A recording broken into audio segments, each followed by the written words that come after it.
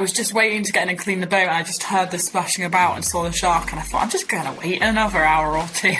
Where I was sat on the boat not looking around, and I just got dumped by this wall of water, and I was leaning against the grab lines on the boat and just felt myself going backwards and backwards and backwards, and I thought, okay, this is it. I need to get a minimum of 70 miles a day to get in race record time, and that was with about a week, 10 days to go, and I'd only done that about once before in a race. We're back this week speaking to Miriam Payne, an absolutely exceptional athlete. For anyone to row 3,000 miles across the Atlantic, billed as the world's toughest row, is truly outstanding. To then do it by yourself, in the process break the race record for the fastest female solo at 23 years old, it just blows my mind. We're going to be getting into how this whole thing came about, what sort of training she ended up doing for it, how she dealt with day in, day out, and almost knocked off her boat by waves, getting circled by sharks. I'm in absolute awe. Before we kick off, I really need your help. The bigger we grow this platform together, the more exposure we can give to these phenomenal athletes. Let's get into it. Miriam, thank you so much for coming on the pod and making time to have a chat. I have been so excited about finally getting to talk to you. I can't remember where I saw it. I think it was on the Instagram, and I vaguely heard of this absolutely mental rowing challenge across the Atlantic. So 3,000 miles, 4,800 kilometers. But I don't know, it just seemed off this like far off kind of fairy tale that was just so difficult to get my head around. And then up you popped. And not only had you done it, you'd broken the race record for the fastest female solo. And I was like, what is going on? We've got to talk to her and find out how she did it, why she did it. How are you? Yeah, I'm good. It's definitely a niche sort of challenge, isn't it? It really is. You've been back, what, a week now, back in the UK? A couple of days, yeah. I've been slowly putting off real life and just travelling home, essentially, from the race finish. So, yeah, it's going to be quite an adjustment from now, I think. I can imagine. And where is home exactly for you? So I'm based in East Yorkshire. Okay. Yeah. And were you kind of born and raised in East Yorkshire? Yeah, born and raised in East Yorkshire, so I grew up on the farm here. And then, yeah, that's just quite normal, really. And do you think, kind of looking back on perhaps your childhood and where you currently find yourself, looking back on it, can you now kind of piece together bits and pieces that have kind of led to you to where you are today? Were you always very active when you were younger? Yeah, I was always a very sporty kid, but I think luckily with mum and dad, I mean, my parents are so supportive, and anything that we wanted to do as kids, they always tried to support us to the best of their ability. So I think that has kind of enabled me to be able to do this. My mum would probably say it's my stubborn streak, but yeah, it's hard. I think when you look back on things, it's hard to piece together exactly why. It's probably a combination of a lot of factors, but yeah, I mean, they always believed in anything that we thought we could do. They were like, well, of course you can do that. So I think that was obviously a big factor in being able to do it.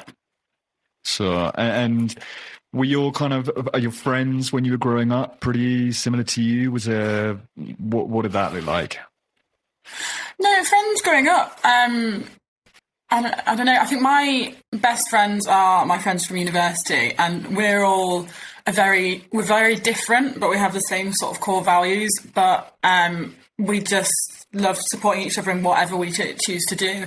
So my friends are like, absolutely, I could not do that, but go you type thing. And they just love it that I'm just doing this absolutely nuts thing, and they get to sort of come along for the journey. But no, we're all quite different, but we all just, which I think is probably why the friendship works quite well. But they just support everything that I want to do, even if they don't think it's quite sane. But So, thinking about Yorkshire, I was doing a bit of reading the other day on the topic of Yorkshire and sport, because it was one of those things that I'd always heard. You know, if Yorkshire was a country in the Olympics, it would be ranked like so and so. I was like, is this actually a thing? Like, is this true, or is Yorkshire got some great marketing? And it's a thing. Like in 2012, like Yorkshire was ranked, I think it was 11th in the world if Yorkshire was a country. And then in like 2021, I think they were like 15th or 16th. Like, got some mad athletes. Can you put your finger on anything about being in Yorkshire? What creates this kind of amazing breed of superhumans? You know, it's a strange one, that, and there's actually a lot of Yorkshire folk that have rowed an ocean. There must be something in the water, I don't know. So this year, another solo rower was Mike Bates from Leeds, my ocean rowing coach Duncan Roy. He's from Yorkshire as well, and there seems to be a quite heavy Yorkshire contingent in ocean rowing as well at times. So, no, it's a strange one. Somebody, I think, should look into that, because I think it's just Yorkshire spirit and grit. There just seems this... I don't know, determination from people from Yorkshire. It's interesting. It is really cool, to be fair, the country aspect of it. Yeah, I mean, determination and grit is, a fundamental ingredient when it comes to anything that gets slightly difficult. But I imagine that it's very useful indeed when you are 2 months at sea by yourself. Talk me through, how did this... So university for you is Glasgow? Yeah, Glasgow. Mm-hmm. And you mention there's a lot of rowers that have come in and around from Yorkshire. How did you get into rowing yourself? So I learnt to row in my first year of university. So I started as a novice. It's quite accessible as a sport at university. My dad used to row when he was at school, and he very much sugarcoated it as to how much fun it was, and forgot to neglect the tough parts of it. So I don't know. I'd always thought, I'll give it a crack when I get to university, and got very consumed by it. It's a very intense sport, but it's a very rewarding sport. And then from that, I'd known about actually the ocean rowing before I learnt to row for years, and always thought, that's pretty cool, but was always too young to even consider it a possibility. And then I think a Yorkshire team had cropped up on my Instagram one year that I was following. And I loosely kept an eye on them as they were progressing through the race. And I jokingly said to my friend one day, does anybody want to row an ocean with me? And some of them were like, absolutely not. That's the worst idea I've ever heard. And one of them was like, yeah, why not? So the context, I was originally signed up as a pair. And unfortunately, she had to drop out in June for health reasons. But so we'd originally signed up together because, I think she was the only one that thought I wasn't completely insane. So it just snowballed, really. We're going to touch on this because I think psychologically going in as a pair is quite a different kettle of fish to going in by yourself. But it's interesting, before we go there, it's interesting you mentioned your dad was always he was into his rowing as well, and yeah, I mean the sugarcoating side of it is a brutal sport. I mean, one of my housemates at uni, she was, you're up at stupid o'clock every morning. It's a huge commitment, and so kind of in university, I remember reading somewhere that you said that this was on your bucket list. You'd heard about it 6 years before the race. So if you were 23 when you did this, mm-hmm. You're really quite young when you set your sights on this. And yeah, well, I'd heard about it, and I always thought, that's my type of challenge. But it wasn't really oh my God, I'm going to do that when I'm older, I'm definitely going to do it. It really did sort of come about by accident, because one day, there's no sort of cool story behind it, unfortunately. One day the idea just lodged in my brain. That day we were driving back from training, and I think I'd initially said as a joke, does anybody want to throw an ocean with me? And then it just needled away at me, and I just could not let it go. So I don't know why it took hold like that, but I just had to do it. So it was I think I was 20 then, yeah. So it was purely can I do this? It was a question of see how far I can push myself, or wouldn't that be a cool thing to do? How did you kind of work that out in your head? What was the kind of driving force behind it? So my thing was, I think I tried to reason it with the way that I thought, oh, am I going to regret not doing this?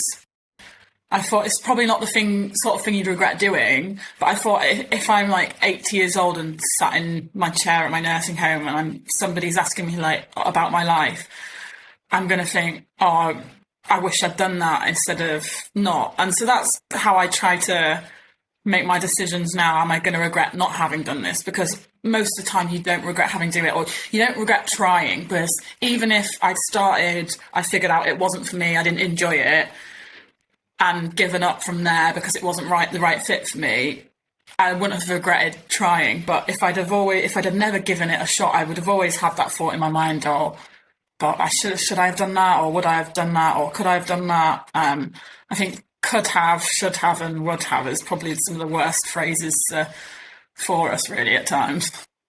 I could not agree more. But it's so rare you actually come across someone who's like actually done that. As in, like, no regrets. You only live life once. If I had a pound for every time I heard someone say that, I'd be a very rich man indeed. But then you see those people and they're like throwaway phrases. So it is incredible to see you acting on it. I mean, by age 80 in your retirement home, you're going to have some stories if you carry on at this trajectory, that's for sure. Should aim to be the nuttiest lady in there. Having done it all. Yeah. It's an incredible goal to have.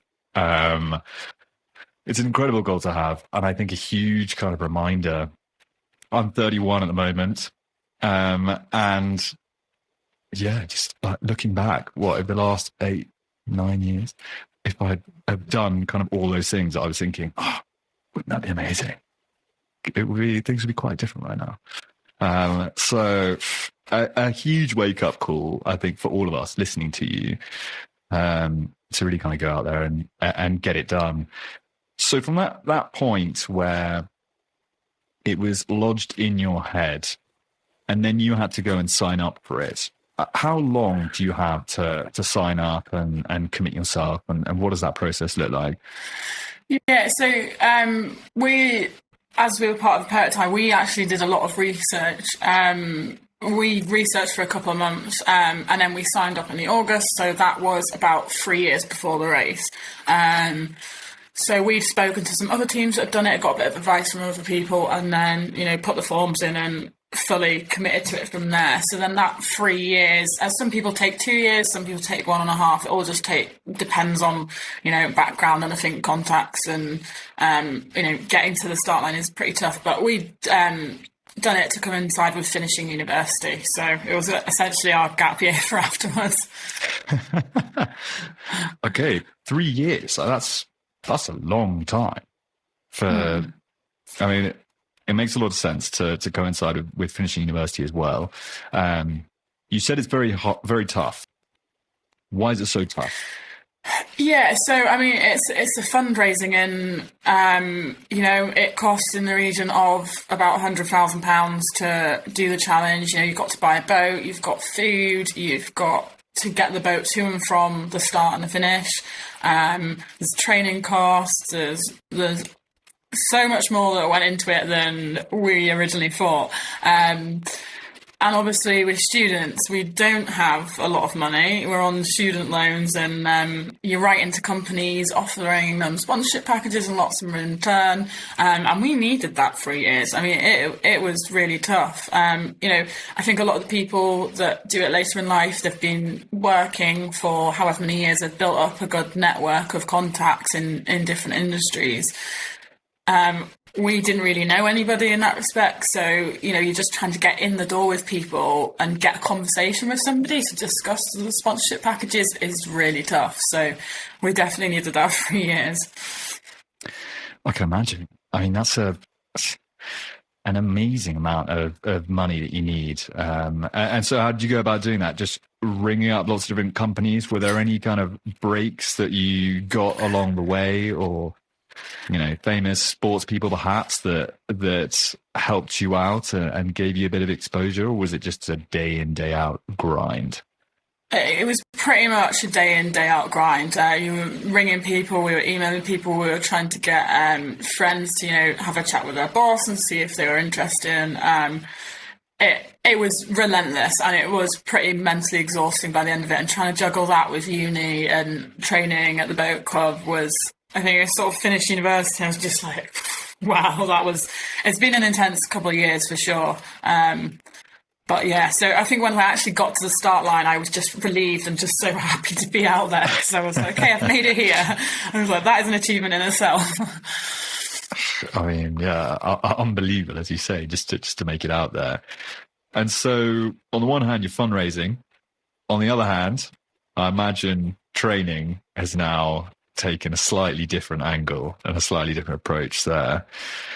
But again, I imagine you're just building this up a bit by bit. When did the training and when did you start thinking ahead and doing things differently in your rowing club?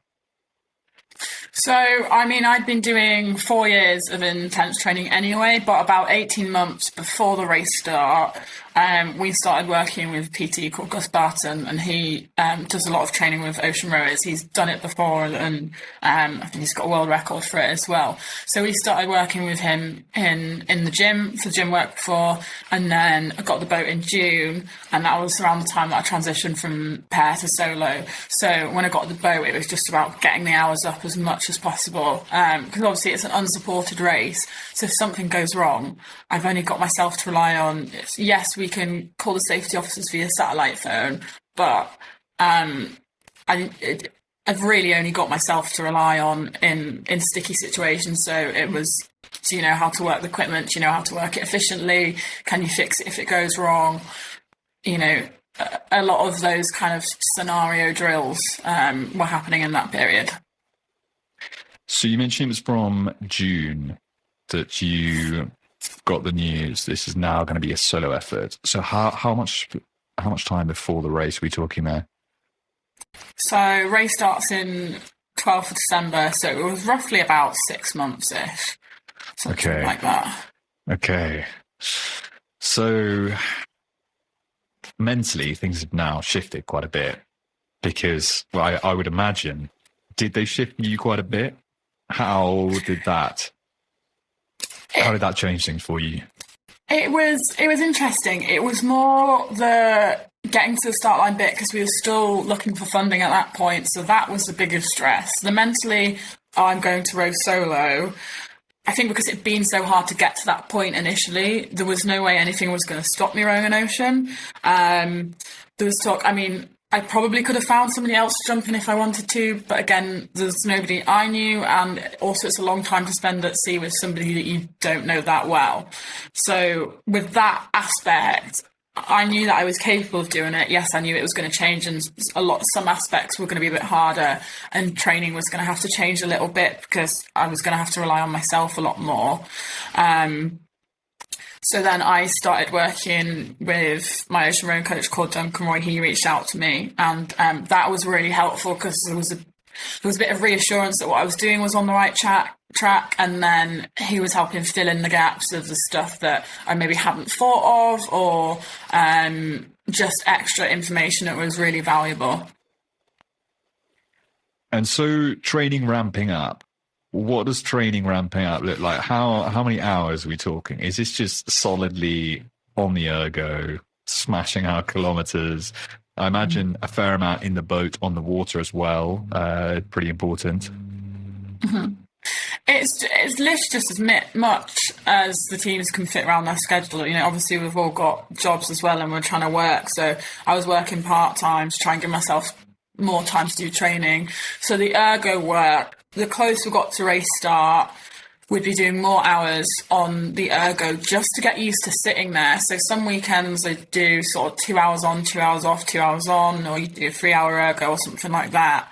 And then with the boat, we had the minimum requirements as part of the race that we have to do 120 hours, plus a 36-hour block. So we had to do that in one without coming back onto land, just so we were used to spending time out there.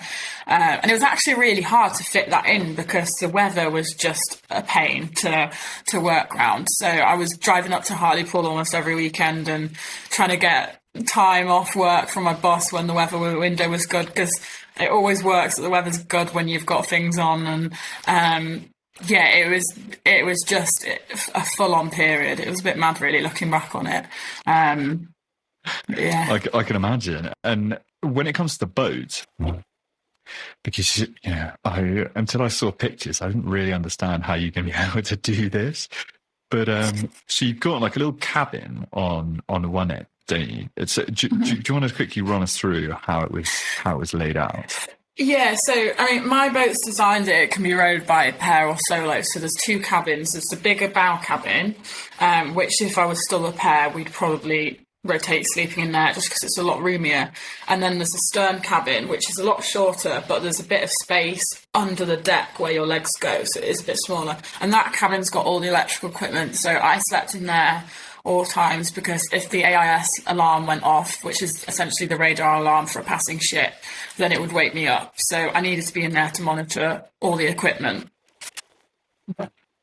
Right. Yeah, no, that's quite useful. Knowing when you're about to get run over by a ship, having that as your alarm clock is definitely useful. So you finally got all the training in.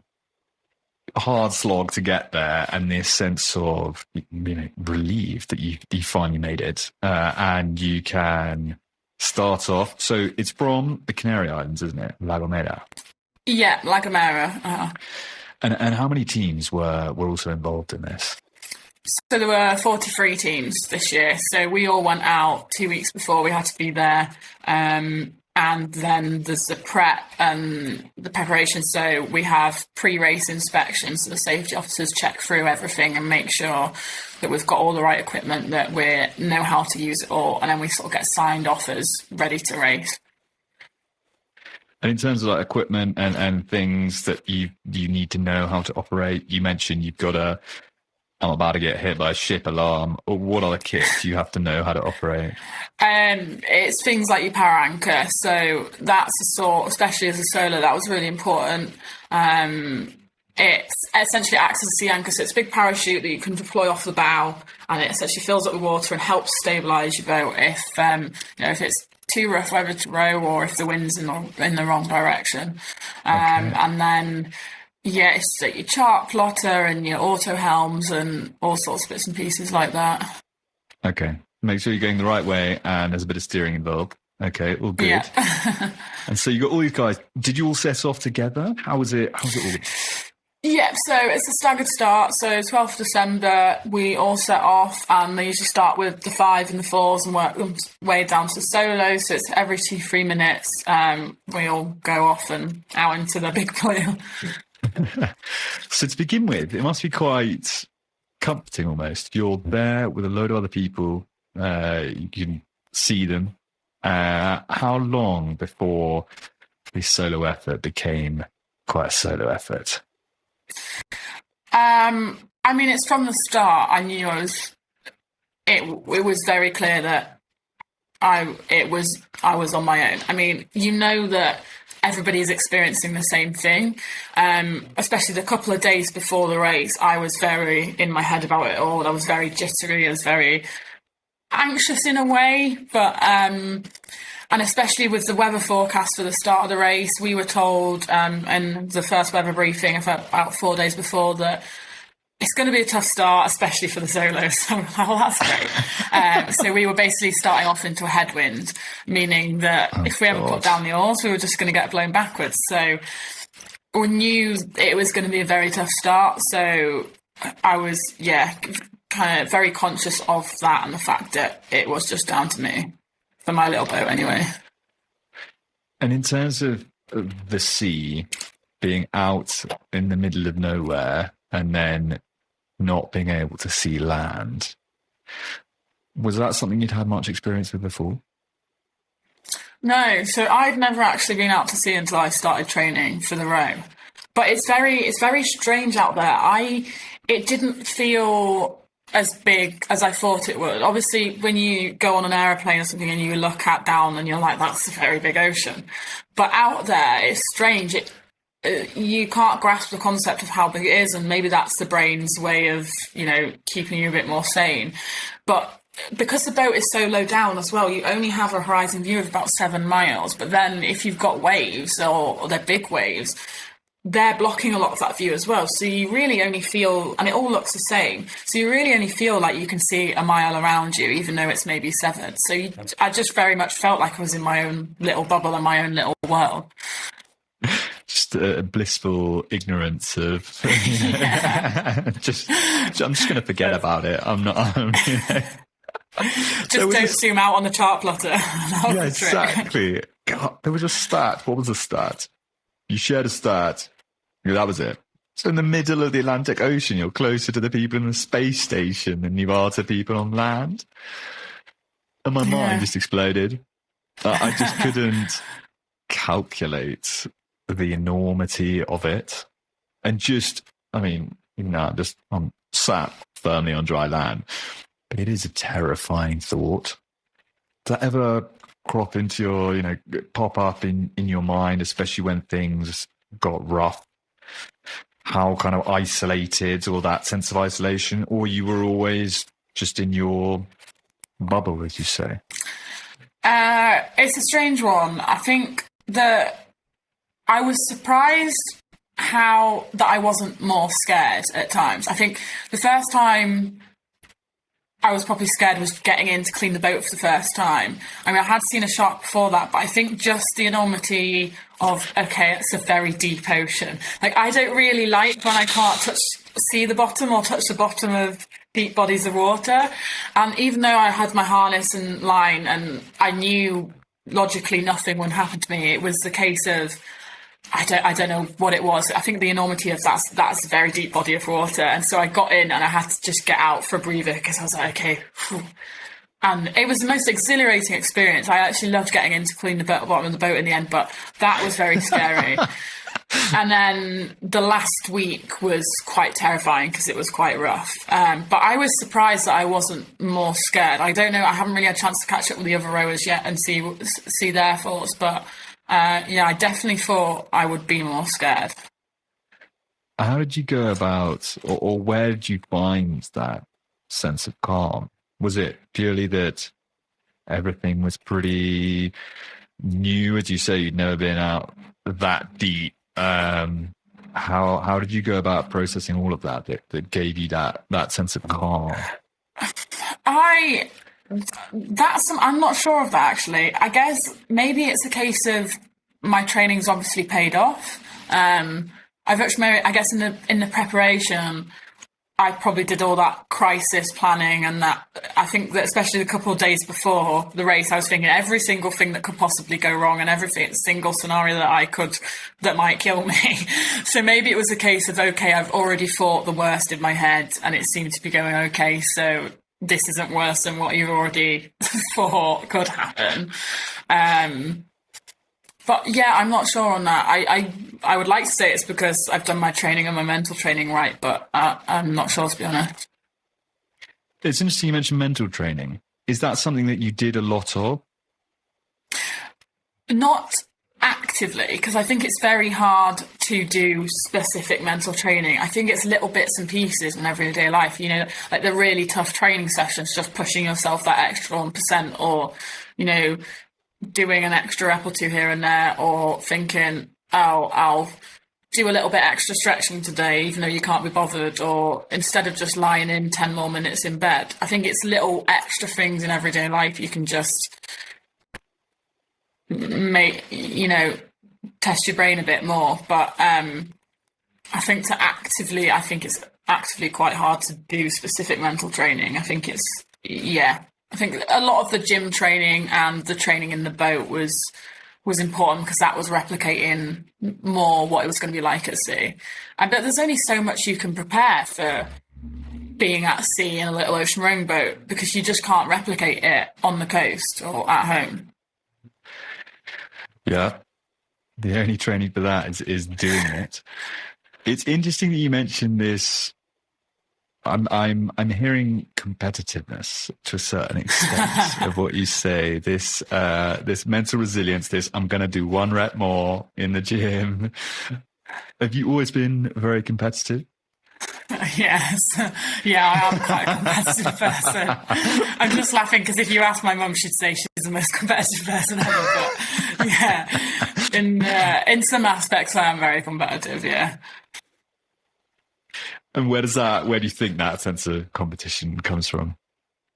I don't actually know, to be honest. My mum or dad aren't particularly competitive, I'd say. I think I've just always had it, to be honest. It's just something I was born with, and it's just something I'm stuck with.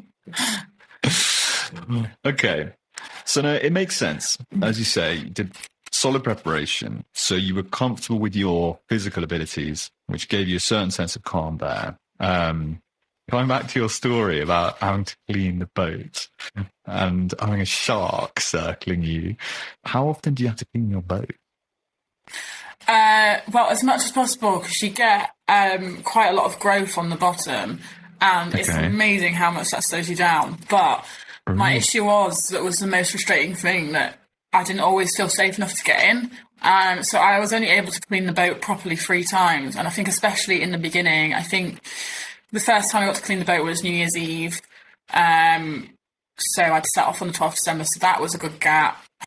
And then after that, it was 20 days before I could clean the boat up properly again. And when you can see your speed dropping, even though you're trying as hard as you can, but then you look at the wave conditions and you think, if I get in there, I'm going to get knocked against the boat. Like I could hit my head and get knocked out, especially as a solo. You've got nobody to be a lookout and pull you in if things get a bit hairy. So I was very conscious of my mortality in that respect of getting in and cleaning the boat. So I wish I could have got in a lot more. Ideally, it would have been every week, every 10 days, but it was just impossible sometimes. Because also you're rowing all day. And so, I mean, how easy is it to get in and out of the boat? I imagine you've got to pull yourself out, and your arms are going to be killing you after rowing all day. Was that a real threat that you're just going to be too tired to be able to pull yourself back into the boat? No, because I mean, if you can row, then you can get back in the boat. To be fair, they are not the easiest to get back in, but rowing is a mainly legs dominant sport. Although in ocean rowing, it is a bit more heavy on the shoulders and arms, just because of the way you're getting thrown about on the waves. So it's definitely not a graceful get in and out of the boat. But it's always fine. You can always manage it. But yeah, it's not easy, to be fair. Okay, so yeah, this boat cleaning sounds like an absolute nightmare. Were there any other moments where you mentioned this shark? To me, that's absolutely terrifying. Maybe it's because I don't know about you, but I watched far too many of those like Jaws films when I was probably too young, and it's scarred me for life. Were you more fascinated by about the kind of the depths, or was there also a slight element of terror to it for you? No, I was really fascinated by the shark, and it was quite. It wasn't that big, and I thought he seems really friendly. So I was originally going to get my B gun out, which is my data terminal, to send back photos and videos, send a picture to the safety officer and say, "Is this a friendly shark? Can I get in and swim with him? I don't want to lose my legs. Like, is that a thing we can do?" But I didn't get time to do that in the end. But yeah, I was just waiting to get in and clean the boat, and I just heard the splashing about and saw the shark, and I thought, I'm just going to wait another hour or two. Hope he just goes away. Absolutely. That's the last thing I want to be doing, cleaning a boat with one of those things cruising around. Now, being a solo rower, it is quite different as well to being with another person, where you can kind of take turns. One can rest, the other one can keep going. And then again, you mentioned especially going to headwinds as well. and sleeping. How did you deal with that? And especially when you're going to, a headwind whilst you're sleeping, you're being blown backwards. Yeah, that was quite tough, especially so because I think of the transition to solo and, how the campaign's gone and getting the boat, it's hard to replicate that in training. And also because I couldn't get as much training, I would have liked to have get more hours in to have practiced the shift patterns, but I couldn't because of the weather. There just wasn't enough time. So the first 2 weeks were actually pretty hard, just figuring out the right routine for me. So the first night, I thought I could power through more than I could, and I was like, I'm just going to try and row as much as I can until I really need to stop. So I think the first and second night I was hallucinating a little bit, and I thought I was seeing like buildings in the clouds and like shapes and stuff. And I was falling asleep on the oars, and I didn't know sleep rowing's a thing, so I was literally just like, I felt like a zombie, just going back and forward. I thought I'll just close my eyes while I row and hope that does something. And I quickly realised that this just wasn't sustainable. I needed to just figure out a way that I could work through a bit more. So in the beginning, I was trying to do sort of a 5-hour block from midnight of sleep and then 3 on, 1 off during the day, but that just wasn't working for me. And then I eventually settled into a routine of, okay, if you can get 15 hours in during the day with as minimal rest as possible, and then from midnight you can get a long block of sleep. So that isn't very typical for ocean rowers, but it's what worked for me. So sometimes I would be able to get 8 hours of sleep in, which is amazing, but the 15 hours that I would do in the day would be pretty much straight through. But that seemed to be what worked for me, because I really struggled with a broken sleep. And even then, with the 8-hour block, getting up in the morning was the hardest thing in the world sometimes. Yeah, I mean, in terms of, 8-hour sleep's quite nice, but pretty rare, I would imagine, throughout your journey. But from a recovery perspective as well, and doing 15 hours kind of back to back, I mean, let's talk blisters. How bad are we talking? Blisters actually were, I think I had one, and then my hands toughened up. So the first couple of days, my hands were they were red hot spots. So, I mean, that's part of the training, toughening your hands up as well. But when I say hot spots, it's not quite blisters, but they just hurt like they are blistering. So the first couple of days, my hands, it's all right once you're going and you get going and you get your hands warmed up a bit, but anytime you put the oars down or getting up in the morning, that first couple of strokes are just like, you just feel pain sometimes. But luckily, after I got the first week or two out of the way, my hands got used to it. But towards the end of the row, especially when it was slow conditions or when I was rowing a lot more harder because the record was in jeopardy, my joints and I think sort of the tendons in my fingers were very sore in the end. But blisters were kind of luckily okay. I've heard some pretty horrible stories as well about the contact point with the seat. Did you manage to survive unscathed?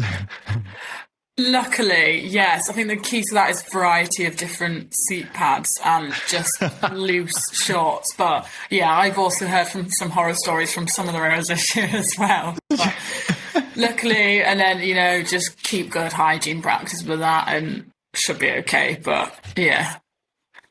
Good hygiene, I mean, on the topic of hygiene, must be quite tricky out there because so in the boat, you've got a certain amount of kind of desalination that it does for you, and then you've got to carry your own amount of water for a few days, just in case that breaks down, right?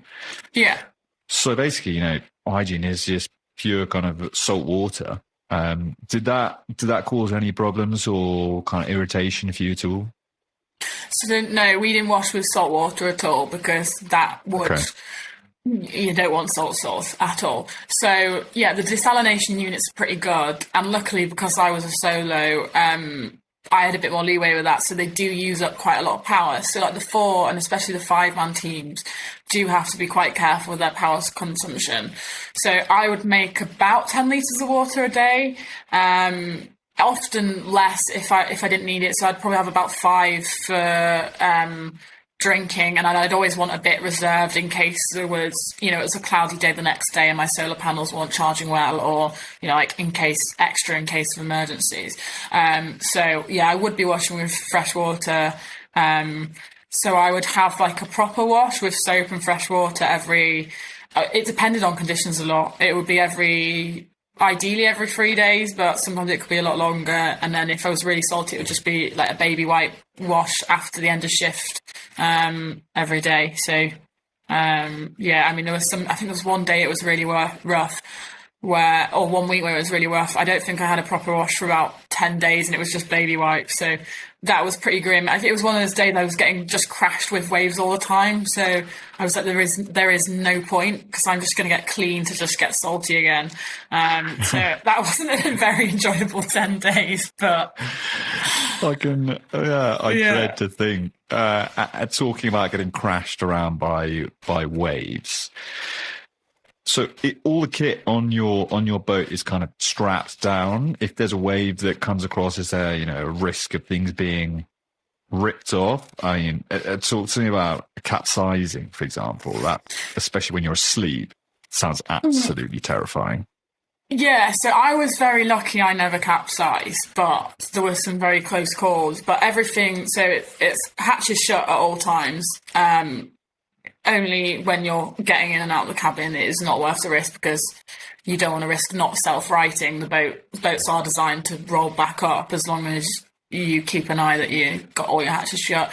So the oars are obviously out on deck, so they're strapped on with lanyards so they don't go overboard. And your water bottles, you have a lanyard to clip it on so you try and not lose anything. But yeah, if it was to capsize, I'd definitely rather be in the cabin. I think I woke up from a nap one day and I just got slammed into the chart plotter, and I was like, "Oh, this is a close one." Apart from making a mess of the cabin, luckily it was all right, and I think I bashed my head a bit, but that was fine. But in the last week, there was a couple of close calls as well, and in the last week especially, it was there were big waves, but also they're coming from different directions, and it was just very turbulent sea. It was very strange, and there was a lot of times it would sort of step up to the wave, or it would be quite big swell. But then sometimes you get a rogue wave or just a really steep wave come out of nowhere, and you just think, this is the moment I'm going swimming, and you just pray that it would wash over you or it would just break at a different point. But I think one time I'd sat down, I think it was about a week before the finish, I thought, it's a bit rough, but I'll just have one last wash before I get in. I know it's going to be a tough week, but I'll feel better. And I was just putting my stuff away. I was sat on the boat, not looking around, and I just got dumped by this wall of water, and I was leaning against the grab lines on the boat and just felt myself going backwards and backwards and backwards. And I thought, okay, this is it. And luckily it was okay, but the boat sort of stayed, the gunwale was all filled with water, and it stayed on its side for a bit. And I thought, if another rogue wave comes, then I am going swimming. But it was fine. But that terrified me a bit, because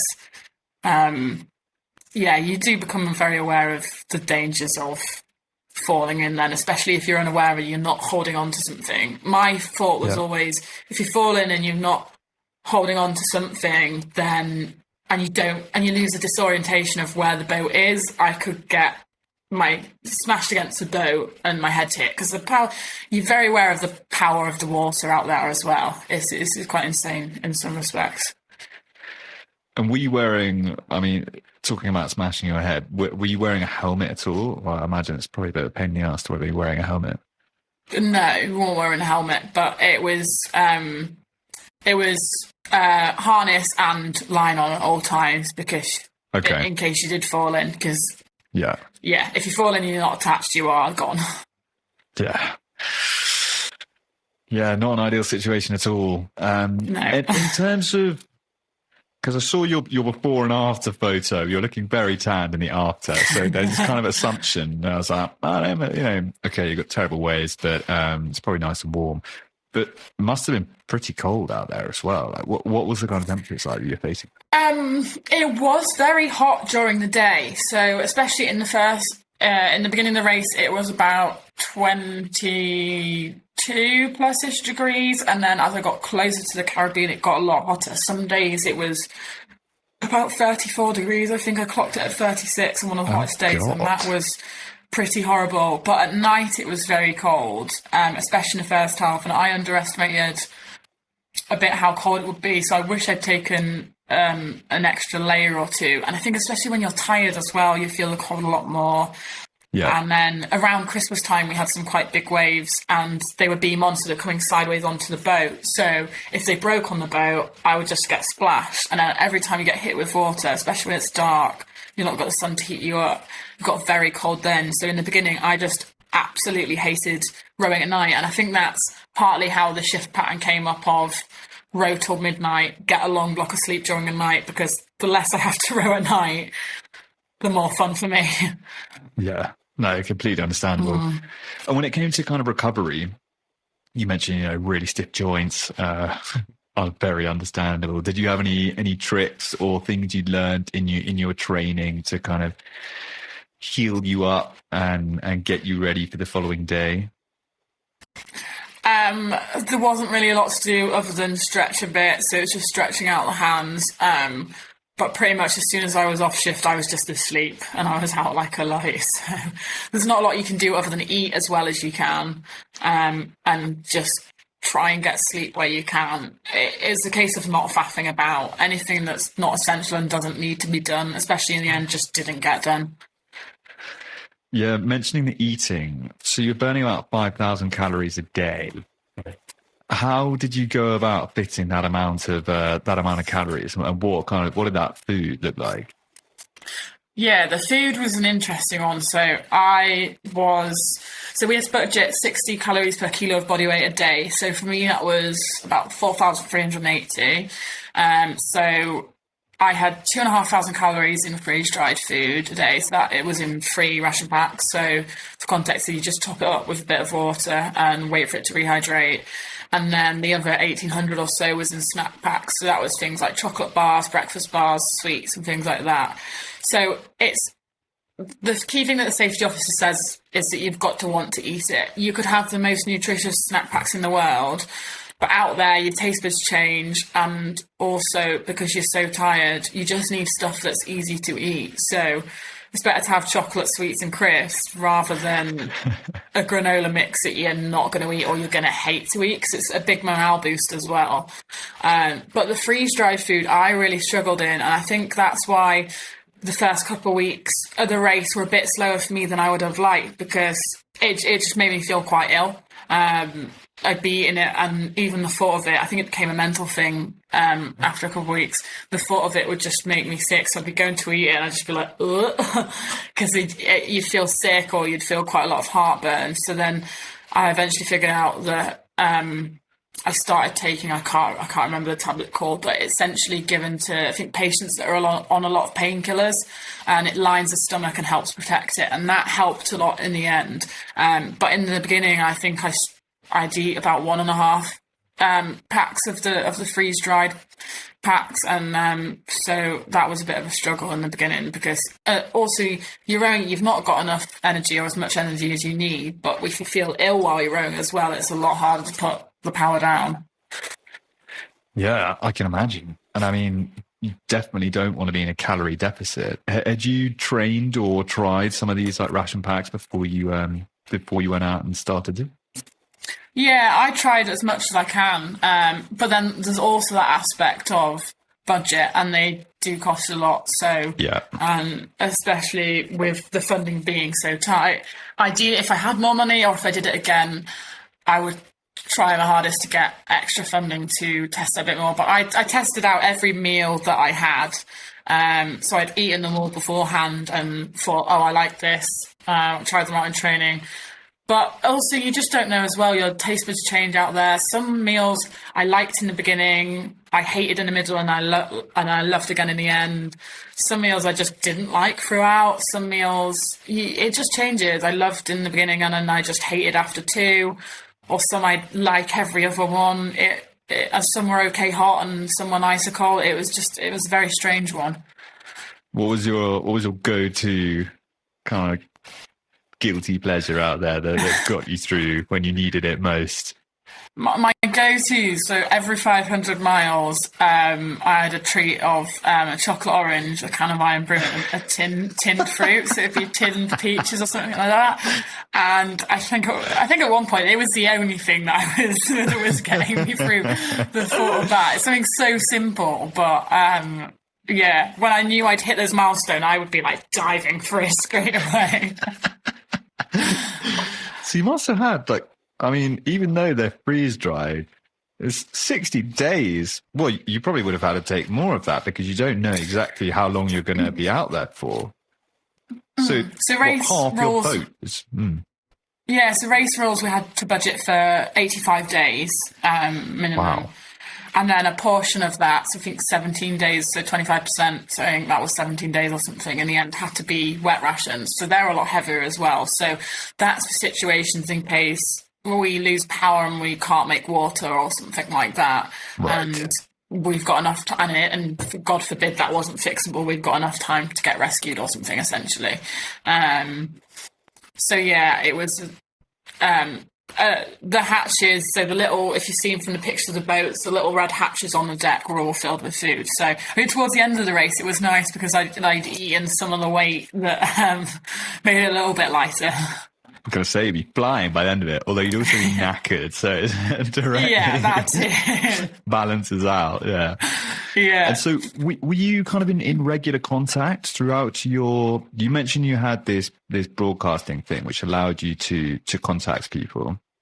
Were you able to speak to people quite often, or how did you go about dealing with that? Yeah, so our ways of communication, so we had satellite phones, so we had two of those. One was dedicated purely to safety officers, so they had to be turned on in a 2-hour window every day for, they would call us every 2 or 3 days, or more if we needed it, but they were on call 24 hours a day if we needed them. And then the other satellite phone, we could use how we wanted to call home if we wanted, or pass out to people to be able to message us on that. And then there was also a device called a BGAN, which allowed me to send back photos and videos and use WhatsApp, but anything would have to be compressed. So it's quite an annoying device. You literally have to get it out, point it at the satellite, set it so that it's pointing at the satellite. Doesn't work very well if there's loads of waves and you're wobbling about. But it was strange. Some weeks I'd want to speak to people loads and I would call home every day, and sometimes I would call home twice a day, and then other times I would go about a week with barely speaking to anyone. It really just depended on mood and progress and all sorts of factors, really. And so would you say when your progress wasn't as good, you would want to speak to people more, or was it the other way around? I think it was probably the other way around. It depended. In the end, I would speak to people a little bit more, I think, because I needed that reassurance that with the record and different factors like that. But in the beginning, when progress was bad, I didn't want to speak to anybody because sometimes I was just in such mood. I thought if I ring home, it's just going to set me off. I'm going to start crying, and it's just going to be another. Yeah, it was already a lot of overwhelming emotions when things weren't going well or how I wanted them to go. So I didn't want the any emotional toll of calling home or anything like that. And so at what point, you mentioned this record, at what point did you realise that this was a thing? Had you already set out from day one with this in mind? You know, the competition this isn't a challenge, this is a race, was this a realisation later on during the challenge? So I always wanted to be competitive. So I originally thought the race record was actually 49 days, but that was the old world record and a different route and things like that. So I thought that would only be a case if the weather was very, very good, and knowing what the start was like and the weather forecast for the start, that was going to be nearly impossible. So my target was always to come in 50 to 60 days. I can't remember why I came up with that. I think I just looked at solos before. There's not many women that have done it, but just looked at solos in general and thought, I guess 50 to 60 days is a good target. People at home were asking me, how long is it going to take you? I'd be like, 50 to 60 days. And then it was getting tough to do that. Just about before halfway, I was going to have to put in a considerable shift because it was getting quite tough. The conditions had been a bit random and whatever. And then there was someone among and ahhing, and I actually found out that the record was 59 days. So I thought, well, that's convenient because I want to get in under 60 days anyway. But yeah, it was a bit of a roller coaster because it was back and forward, and then it was possible and it wasn't. And then it just came down to the wire with it in the end. Okay, so your last shift was a big one, wasn't it?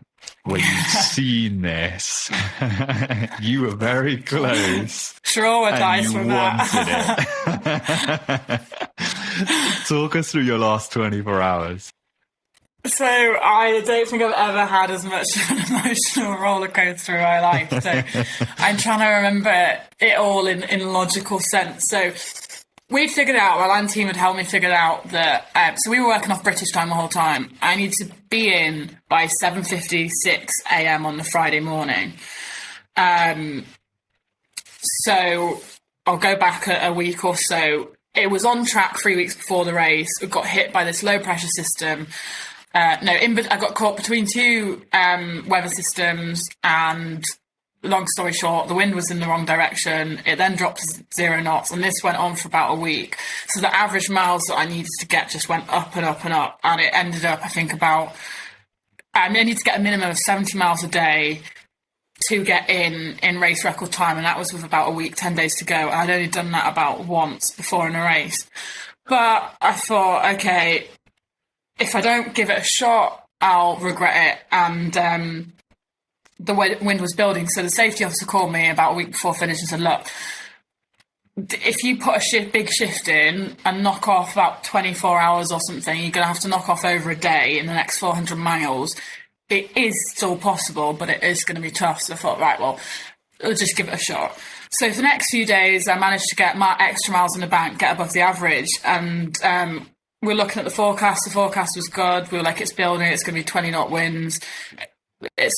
We're on for it. It'll be fine. It'll be tough. But the conditions just weren't as forecast, and it kept dropping. So I think 2 days before, I just was not physically able to meet the average speed that I needed to get. And then that evening, I rang my weather support guy at home, and I was like, this is just physically impossible. Like, I cannot do it. And he was like, okay, just keep going because you never know what might happen. And then 5 p.m. that evening, the conditions just came right and something was going well. So I knew that by that night I needed to get 90 miles to go minimum, and there's still a chance. So I thought, okay, we're on.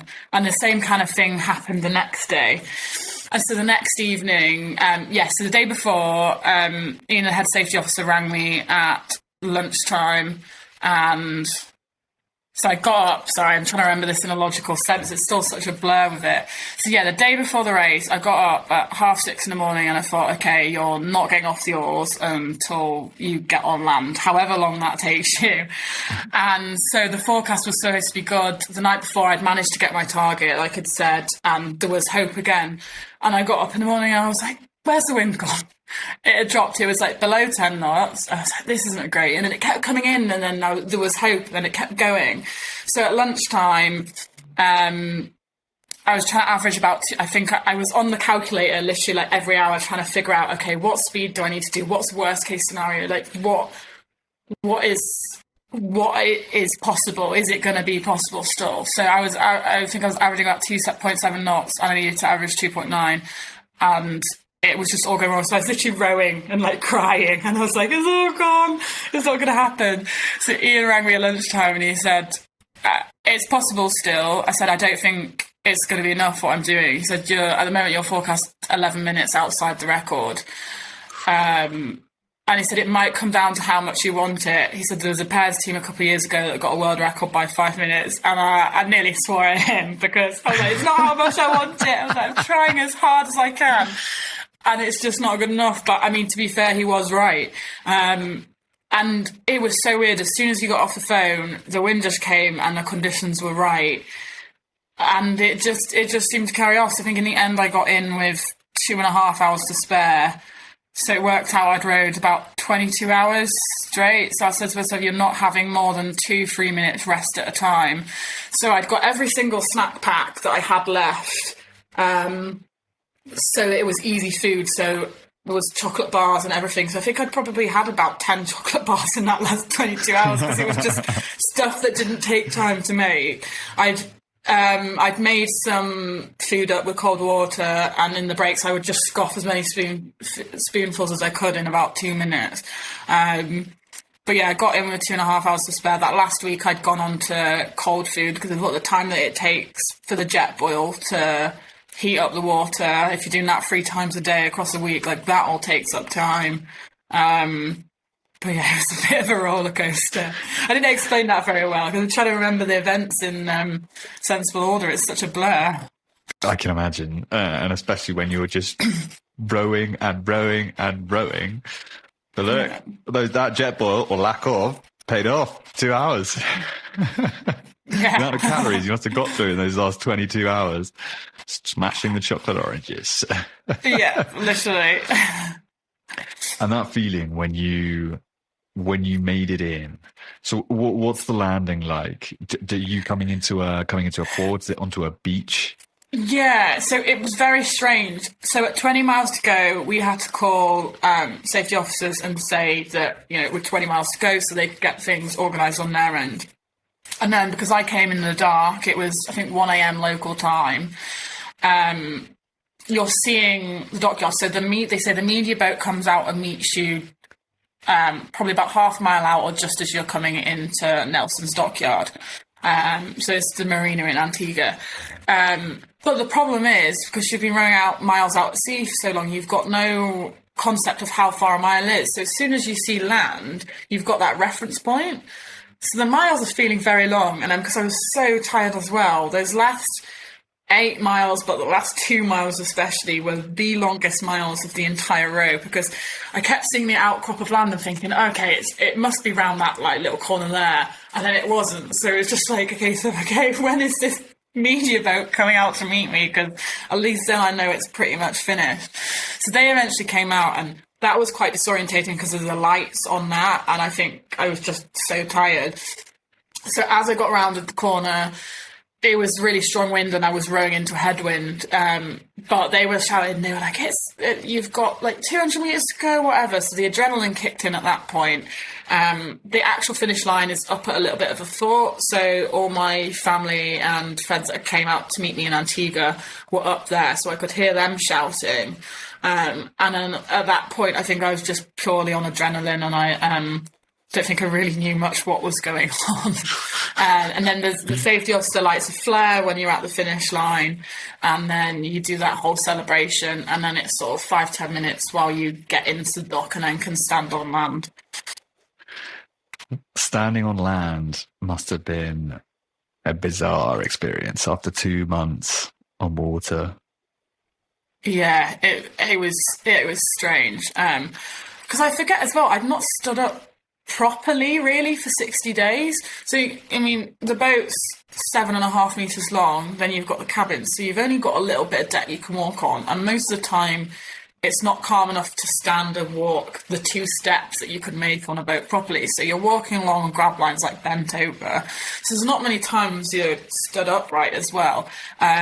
But I thought I was gonna fall over for those first bits, and then as well because I was so tired, I was just very wobbly.